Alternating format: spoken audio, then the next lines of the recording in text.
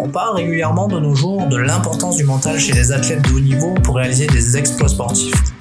Je m'appelle Sébastien Bourneau-Durand, je suis préparateur mental et à l'initiative de ce podcast, parlons de votre mental. Mon objectif est d'aller à la rencontre d'athlètes, mais aussi d'artistes, de chefs d'entreprise, de managers, d'étudiants et diverses professions pour les interroger sur les ressources psychologiques qu'ils utilisent au quotidien pour être performants dans leurs projets et bien dans leur basket tout au long de l'année.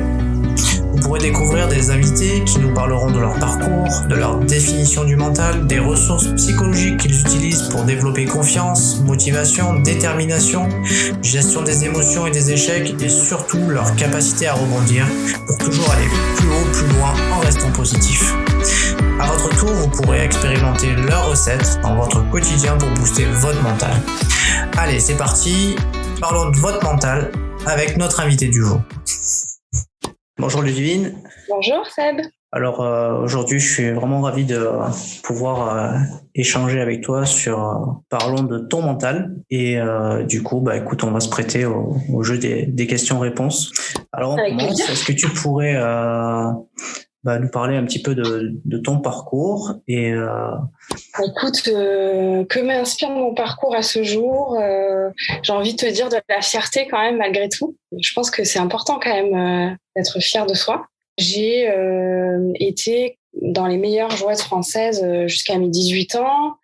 Au tennis, j'ai été vraiment guidée par cette passion. Et puis après, ça m'a amenée vers l'enseignement, puis vers l'entraînement. Et depuis quelques années, je suis aussi directeur sportif d'un club de tennis. Écoute, je crois que j'ai envie de te dire d'être allée au bout de moi-même par rapport au fait que j'ai terminé ma carrière de joueuse de tennis, on va dire, parce que mon corps a lâché quand même physiquement avec une énorme blessure à l'épaule, que j'ai mis un petit peu de temps à accepter, mais derrière, j'ai su rebondir. Donc, je pense que ça, avec le recul, c'est quand même une fierté et une satisfaction personnelle que je peux avoir. Rendre possible l'impossible. Écoute, je crois que j'ai envie de te dire que c'est avoir eu mes filles dans ce milieu sportif avec ses horaires décalés, les déplacements quand tu t'en vas en tournoi avec tes joueuses ou pas forcément toujours là.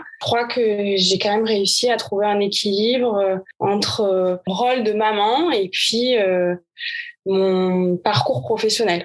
Qu'est-ce que le mental pour moi? Écoute, pour moi, c'est la force intérieure. Être capable d'avoir des ressources personnelles qui permettent à quelqu'un d'avancer et de se relever, de rebondir. On le dit un petit peu comme on veut. Mais pour moi, c'est vraiment cette force qu'on a à l'intérieur de soi. Ma préparation mentale personnelle à l'heure actuelle, pas vraiment. J'en ai eu, même si j'ai pas toujours été bien aidée ou aidée tout court quand j'étais jeune joueuse, parce que le mental, la prépa mentale, c'était pas vraiment dans les mœurs. Aujourd'hui, c'est beaucoup plus, on va dire, entre guillemets, à la mode, même si c'est pas toujours reconnu, même par notre fédération française de tennis, comme un moyen qui permet à l'athlète de se réaliser. Moi, ma préparation mentale, c'est surtout veiller à garder de la fraîcheur mentale. Tu vois, avec tout ce que je fais, tous les rôles, toutes les casquettes un peu différentes que j'ai, pour moi aujourd'hui, c'est le plus important. Voilà, d'essayer de garder de la fraîcheur mentale, de me préserver un petit peu pour être, j'ai envie de te dire, le plus efficace et aussi le plus agréable possible. Me connecter avec moi-même, me retrouver avec moi-même, comme je disais juste avant, c'est hyper important. À trouver les ressources personnelles, se retrouver avec soi-même pour prendre du recul, prendre des décisions, c'est hyper important pour moi. Comment s'est construite ma confiance en moi? Cette question, elle pourrait nécessiter une seule réponse, mais elle est quand même très vague. Moi, j'ai envie de te dire que elle s'est construite déjà par mes échecs, d'avoir eu cette capacité à rebondir, d'apprendre, mais aussi la confiance s'est construite de mes réussites, des obstacles que j'ai franchis ou pas, des étapes surmontées, des embûches, de tout de tout ça, de la reconnaissance, du regard des autres, des échanges que j'ai pu avoir avec certaines personnes dans le sport ou pas, qui ont été très bienveillantes à mon égard et qui m'ont aussi marquée. Je crois tout simplement qu'en fait, la confiance en moi s'est construite par le chemin de la vie, tout simplement. Comment je fais pour garder confiance en moi ? Je me donne le droit d'échouer. Ça me permet de laisser la porte ouverte à la réussite. Perdre, rater, ça fait partie des apprentissages de la vie qui nous permettent de nous construire quand même pour mieux gagner, réussir, rayonner, parce que pas forcément dans le domaine du sport, mais partout. Et puis, personnellement aussi, je crois que c'est la détermination qui me permet de garder cette confiance. J'ai un objectif et je fais tout pour l'atteindre. Donc, j'arrive à croire en mes compétences et puis en ma capacité à faire face. Voilà, je fais confiance à la vie qui nous réserve toujours quelque chose de meilleur. Comment j'ai réussi à m'affranchir du regard des autres ? Je crois qu'en fait, j'ai réussi à m'affranchir du regard des autres quand je me suis affranchie de mon regard personnel, de moi-même. À un moment donné, en fait, j'ai eu besoin de savoir vraiment qui j'étais. Et donc j'ai fait une introspection un petit peu personnelle. J'avais besoin de mieux me connaître, comprendre les autres, je crois aussi. Et donc, j'ai compris que quoi qu'il arrivait, je ne ferais pas l'unanimité, mais qu'à partir du moment en fait, où je donnais le meilleur de moi-même, je m'en fichais un petit peu de ce que pensaient les autres. Moi, tu sais, je fonctionne beaucoup à l'instinct. Je me repose beaucoup sur mon feeling, mon instinct, ce que je sens. Quand les autres n'y croient pas, mais que moi, je le sens, je l'ai à 2000%. C'est pas grave. Il faut toujours y croire. Quels sont les conseils que je pourrais donner pour rester positif au quotidien ? Personnellement, je me dis que j'ai quand même de la chance de me lever tous les matins en étant animée par ma passion. Donc, j'espère que les gens se lèvent et se disent qu'aujourd'hui, ils vont faire ce qu'ils aiment. Alors, on ne fait pas toujours ce qu'on aime, c'est sûr, mais que quand on est bien dans sa vie, quand on est bien avec soi-même, il n'y a pas de raison d'être négatif. Comment je fais pour rester positive dans mon métier ? Il y a quelqu'un qui dit, que je commence à bien à connaître maintenant, qui dit quand je me vois, je me désole, quand je me compare, je me console. Je crois que cette maxime, elle parle d'elle-même maintenant. Moi, je suis quelqu'un qui suis quand même très positif de nature. J'aime voir le verre complètement plein et pas à moitié vide, à moitié plein. Je trouve qu'il n'y a pas de nécessité, si tu veux, à être anxieux pour rien. Les difficultés de la vie, par moments, nous obligent à être négatifs. Mais quand tu as ce côté quand même où, même dans le négatif, tu arrives à avoir du positif, je trouve que ça ne peut que te permettre d'avancer. Quels sont mes trucs pour me motiver ? Écoute, moi, j'ai besoin d'avoir des objectifs pour être motivée. J'ai besoin de me fixer des défis ou qu'on me lance des défis. J'ai aussi besoin de travailler dans la bonne humeur. Ça fait partie de la motivation, je crois. Je déteste avoir des rapports conflictuels parce que j'en ai eu quand même quand j'étais jeune. En tout cas, tu vois, le parcours de vie aujourd'hui montre que ça m'a obligée à évoluer pour atteindre, tu vois, ces objectifs, être motivée. Ça passe, tu vois, par cette sérénité un petit peu personnelle. Après, je crois que la passion me motive tout simplement aussi. Est-ce que selon moi, il faut avoir un plan pour réussir ? Écoute, chez les athlètes, on parle de chemin, de process. J'entends parler de plan de carrière pour réussir dans certains métiers. Il y a forcément des étapes à franchir pour accéder à la réussite. Moi, je me fie beaucoup à mon instinct. Je suis aussi nourrie, tu sais, par beaucoup me former, apprendre, échanger. Donc, est-ce qu'on peut parler de plan de carrière ? Je sais pas. En tout cas, j'ai jamais eu un plan de carrière complètement établi personnellement.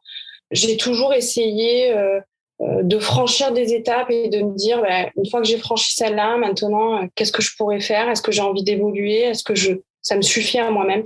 Après, dans la performance, tu vas toujours chercher toujours plus haut. Donc, en étant une compétitrice, j'ai toujours essayé, malgré tout, d'aller chercher ma limite. Est-ce que selon moi, il faut donner un sens à son action ? Écoute, tout ce que je fais a du sens. J'ai besoin de comprendre, j'ai besoin de donner du sens aux choses que je fais, sinon j'arrive pas à avancer. Quelles sont mes ressources psychologiques pour gérer la pression? Déjà, je me base sur la confiance en moi. Et un truc qui est important pour moi aussi, c'est mes valeurs. Je me fixe un cadre et j'essaye de m'y tenir.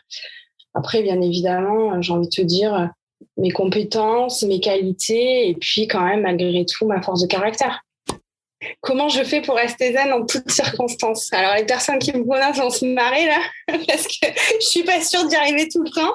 En tout cas, je suis très fière du chemin que j'ai parcouru parce que je suis quand même à la base de nature très impulsive. J'avais une tendance à démarrer au quart de tour. Mais bon, comme je t'ai dit, j'ai fait un travail sur moi-même parce que j'avais besoin de me comprendre et puis parce que je voulais plus de ça aussi. Voilà, je voulais plus de ce côté impulsif, frontal. Alors, par moments, forcément, mes émotions me dépassent.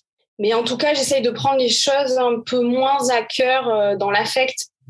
Et j'arrive à avoir un peu plus de recul et donc d'être dans une communication un peu plus zen et moins violente.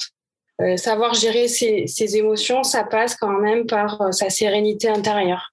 Est-ce que j'utilise des techniques pour gérer mes émotions? Écoute, j'ai pas vraiment de technique parce que j'ai pas vraiment appris. Maintenant, j'aime bien quand ça va pas trop ou quand je sens que je peux partir un peu. Si j'ai du temps, j'aime bien faire un petit peu de méditation ou bien j'aime bien aller courir au bord de la plage pour me retrouver avec moi-même. Et puis aussi, j'essaye de me réguler en me rappelant le chemin parcouru et me dire, quand même, c'est pas si mal ce que j'ai fait. Comment je fais pour rester concentrée, le rester? Alors, par exemple, tu vois, dans l'entraînement, j'ai eu cet apprentissage, tu sais, où je me mets dans une bulle, même dans un match. Et ça, c'est quelque chose, malgré tout, que j'ai gardé, que je fais très souvent. Pour moi, c'est le meilleur moyen de me protéger de l'extérieur, de rester concentré sur le moment présent, même quand il y a beaucoup de bruit, etc.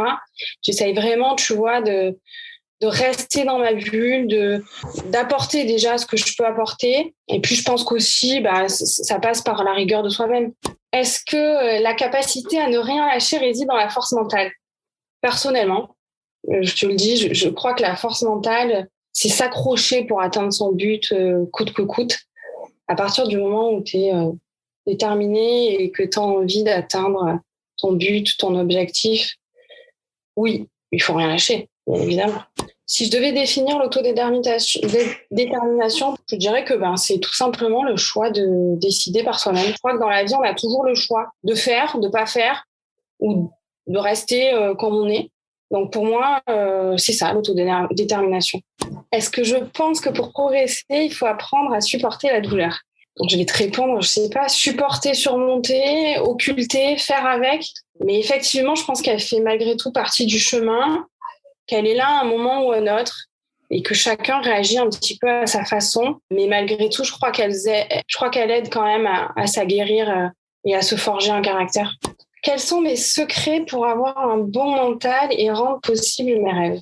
4 mots. Sérénité, force intérieure, travail, détermination et puis toujours croire en ses rêves.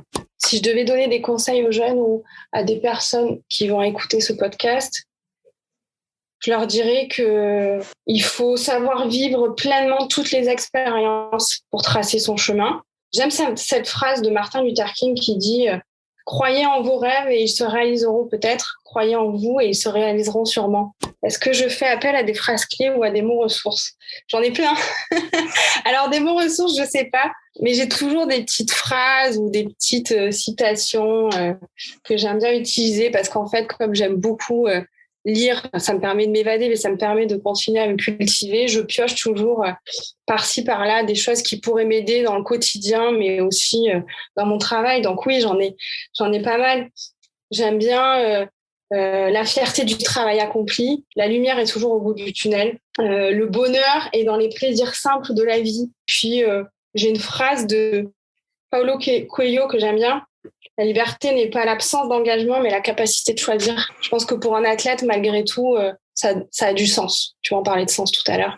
Cette phrase, pour moi, elle en a.